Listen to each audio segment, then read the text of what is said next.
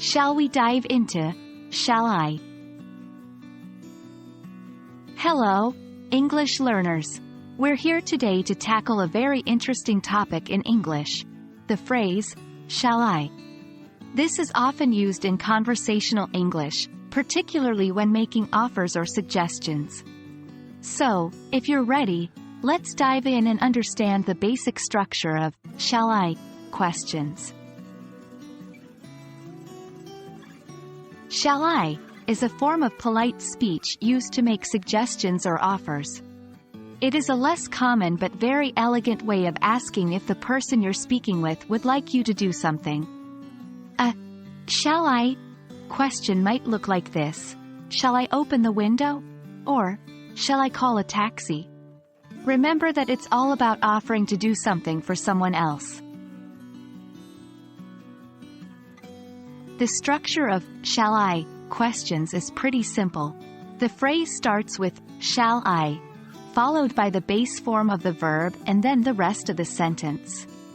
So the formula is shall I plus base form of the verb plus? Here's an example. Shall I plus make, base form of the verb, plus a cup of tea, the rest of the sentence. Shall I is often used in situations where you're offering to do something for someone else. It's also common to use it when you're suggesting a course of action that you believe would be helpful. For example, you might say, shall I help you with your homework? When you see a friend struggling with a difficult problem. Or, shall I set the table? When it's time to prepare for a meal. It's important to note that, shall I questions expect the answer in yes or no.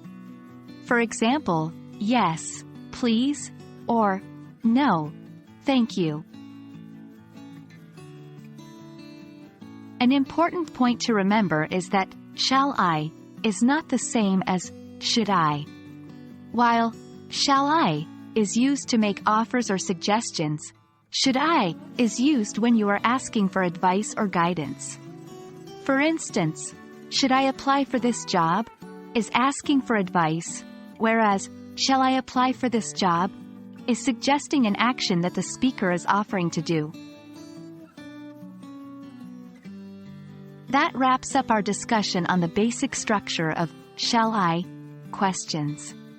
Keep practicing and try using shall I in your conversations to offer help or suggest a course of action. It's a great way to sound polite and considerate. Hope this video was helpful, and as always, keep learning, keep practicing, and we shall meet again in our next video. Goodbye for now.